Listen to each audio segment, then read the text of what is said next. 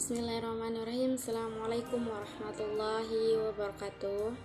Nama saya Royal Aini. Saya kelas A semester 5, jurusan Bahasa Arab, UIN Mataram. Di sini saya akan menjelaskan tentang materi tentang bahasa Arab dalam perkembangan bangsa Arab. Di sini yaitu yang pertama, pertumbuhan bahasa Arab. Pembicaraan mengenai pertumbuhan bahasa dan sastra Arab dibagi menjadi dua: pokok awal pertumbuhan dan lahirnya bahasa Arab standar. Bila seseorang ingin mengetahui tentang hal ihwal dan segala yang berkaitan bahasa Arab sebelum agama Kristen dan kurun Masehi, seorang tidak akan bukti seperti dokumen tertulis berupa seks manuskrip atau artefak lainnya yang dapat membongkar keberadaan bahasa Arab pada zaman itu sendiri.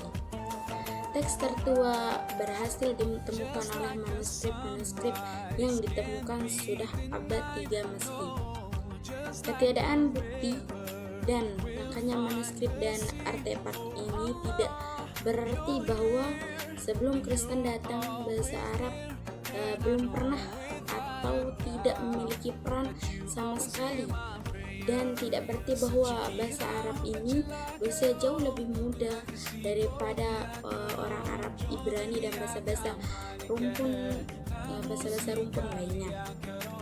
Bahkan sebagian orientasi yang mengalami budaya ketimuran termasuk semenanjung Arab meyakini dan menyatakan bahwa berdasarkan sudut bahasa Semit, asal bahasa Arab sesungguhnya bahasa konservatif menurut analisis mereka. Bahasa Arab telah mewasi dan memelihara unsur-unsur bahasa Semit lebih baik daripada bahasa-bahasa Semit lainnya, dan sering melakukan pembaruan sendiri. Perubahan yang terjadi semakna menjauh kekhasan dan bahasanya dengan bahasa asal Semit tersebut.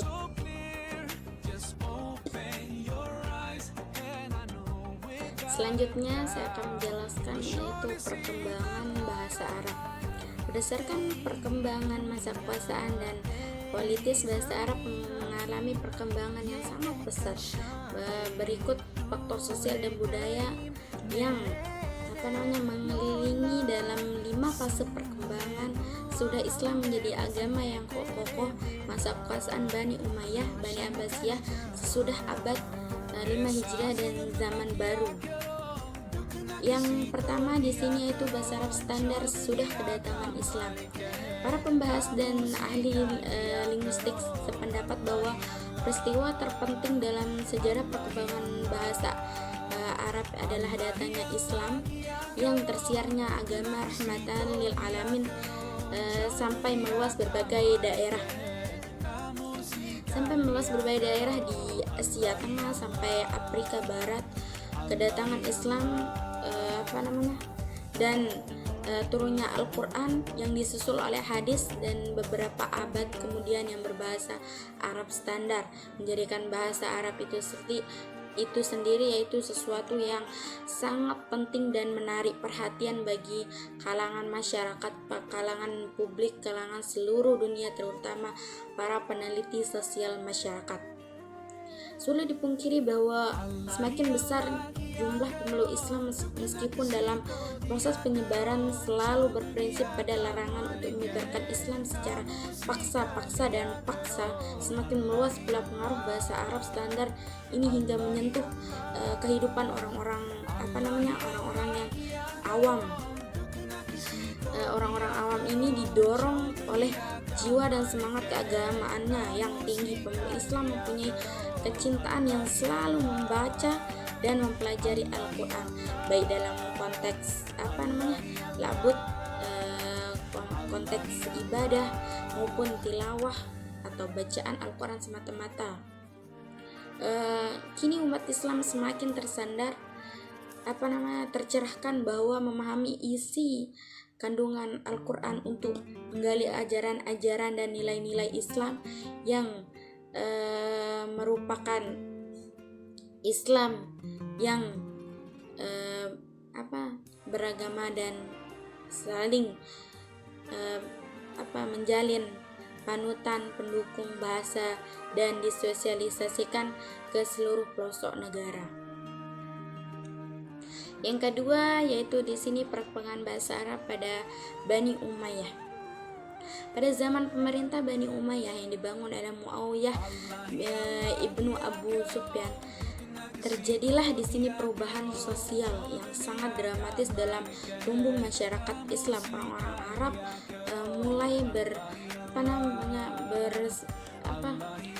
bersimilasi dan berasosiasi dengan penduduk asli, karena kelompok-kelompok sosial ini semakin hari semakin bercampur. Percampuran ini sangat sulit dihindari. Sebagian dari mereka kelas aristokrat yang kehidupannya mewah, parlente, elistis, dan jaminan kehidupan masa depan yang cerah, ekonomi yang sangat terjamin. Itu terjadi karena selain faktor kekuasaan politik juga didukung oleh dua faktor yang sangat berperan, yaitu persamaan asal usul sebagai putra-putra Badui dan kemampuan berbahasa Arab yang sangat baik. Sebaliknya kelompok masyarakat yang kelas menengah atau middle class dan rendah dalam sosial masyarakat tersebut sedikit banyak tetap terikat dengan bahasa yang bisa mereka pergunakan sebelum daerah mereka memeluk ajaran Islam. Yang ketiga yaitu perkembangan bahasa Arab pada zaman Bani Asia.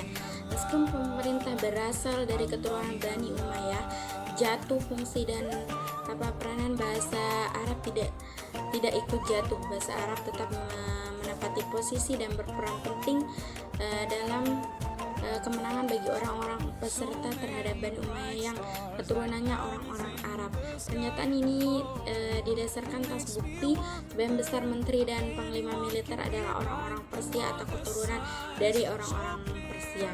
Sedikit saya jelaskan tentang zaman Bani Abbasiyah ya.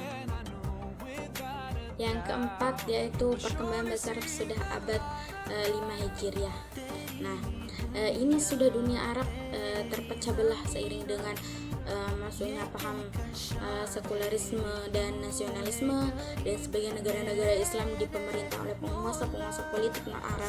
Bahasa Arab tidak lagi menjadi bahasa politik dan bahasa administrasi pemerintahan sebagaimana khalifah sebelumnya memimpinnya. Posisi bahasa Arab terdegradasikan, tersudutkan di pojok negara bangsa karena hanya menjadi bahasa bahasa agama yang semata-mata.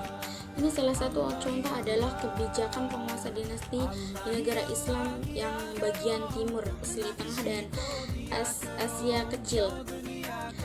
Itu orang-orang yang berkuasa pada abad 5 Hijriah dan bahasa Persia sebagai bahasa resmi negara yang mereka pimpin. Jadi yang terakhir yaitu kesan dan harapan dari kuliah umum Al-Hadrah, ini dari Dr. Zaki Ibrahim dan Dr. Lalo Turjiman Ahmad.